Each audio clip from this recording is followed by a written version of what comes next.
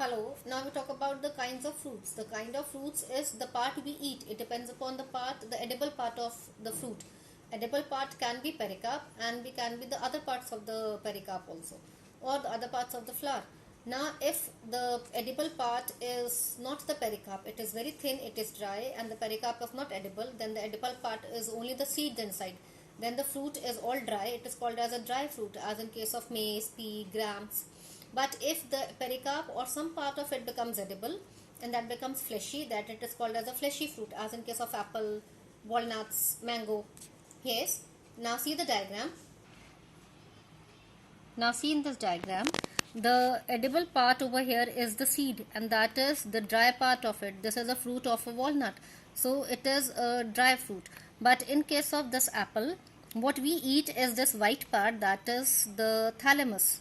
Yes, so it is a kind of a fleshy fruit. Now over here, depending upon the type of part we eat, I told you that if it is a part of a pericarp, it can be epicarp, it can be mesocarp, it can be endocarp, then it is a true fruit. Yes, as in case of mango, we had done the edible part is mesocarp, so that is a true fruit. But in case of apple, these are the seeds, and the white papery covering which encloses the seed is the pericarp. So the pericarp is not edible, or the part of that is not edible. The edible part over here is the thalamus now. So that is the thalamus part. What we eat is that is called as a false fruit. Yes, so depending upon the part of the fruit, the fleshy fruits can be divided into true fruit and false fruit. Yes. Now the fruit we had discussed. Now what are the functions of fruit? Functions of fruit is what? It is enclosing the seed inside, and seed is having the embryo, the next future plant. That means it is protecting the seed from the harsh climates. Second, it is storing the food inside. And third, we say that it is helping in the dispersal of fruits, the seeds away from the parent plant. Dispersal is scattering away of the seeds from the parent plant. So it can spread wide far away, and it helps in the growth, and where the seeds will fall on the soil, they will help in the growth of the new plants. Now the seed is the most important part. Now the seed is what? A fertilized ovule. It is the ovule which has undergone fertilization. Sorry. Now as it undergoes fertilization, as it germinates into a new plant, it is having the parts, and those parts are what? Let's see the diagram. Now see the flow chart.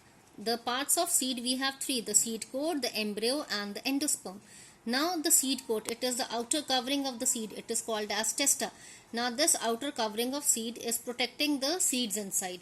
Now the embryo is the next future plant. Now this next future baby plant, which is in inactive stage, it is having three parts: the radicle, the plumule, and the cotyledons. Radicle is the baby root. It is forming the root of the plant, the root system of the plant.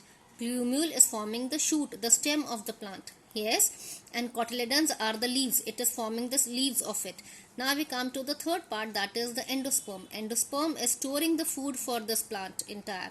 So we say that this over here, when the cotyledons, either it can be one, if they are now depending upon the types of cotyledons, we can classify the seeds into two categories. If it is one, it is called as mono. Mono means one, monocotyledons. If that cotyledons are two, we call that as dicotyledons.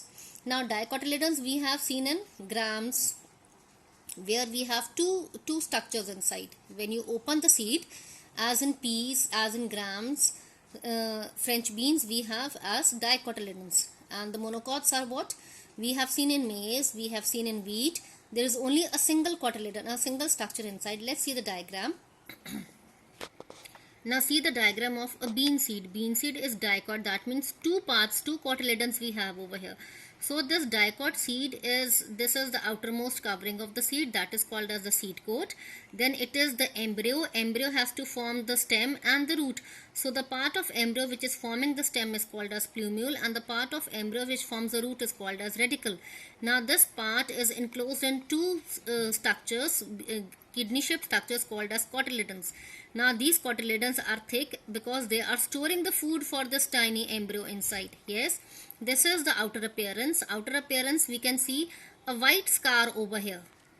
In the seed of beans, we can see a white scar. Even in peas, there is a white scar present on one side. This white scar is called as hilum.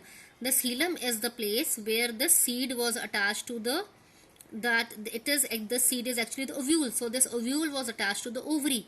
So that point is called as the hilum, and over above the hilum is a small pore we can see, that is called as micropyle, because this micropyle is the opening through which, when we will soak the seeds in water, the embryo is inactive. It will absorb water, the embryo will become active, and it will form the stem and the root. So this is the hole through which the water and the atmospheric oxygen will enter the embryo. Yes, now we see the monocot seed. Mono means one. As we have maize grain over here, we have the embryo, and then is the seed coat. Now it is very thin. Yes, it is a single structure. So the seed coat and the fruit wall, they both are fused together, and the endosperm. Now the cotyledon is one only. Over here, this is the cotyledon which is storing the food. This is the endosperm, and this is the cotyledon. So because it is a single structure, so it is divided into parts. Now this part, endosperm, is storing the food for it, and the cotyledon is only thin and papery. So this is an endospermic seed.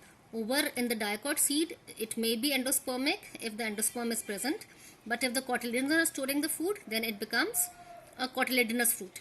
Now this dicot seed, we say that it is having the two structures, the two cotyledons. So that is it is a dicot seed, and the cotyledons are thick and fleshy, and the endosperm is absent. Over here, it has a single structure, it is a single cotyledon. So the cotyledons are not storing the food, they are thin and papery, and endosperm is present. Yes, now we talk about the dispersal of fruits and the seeds.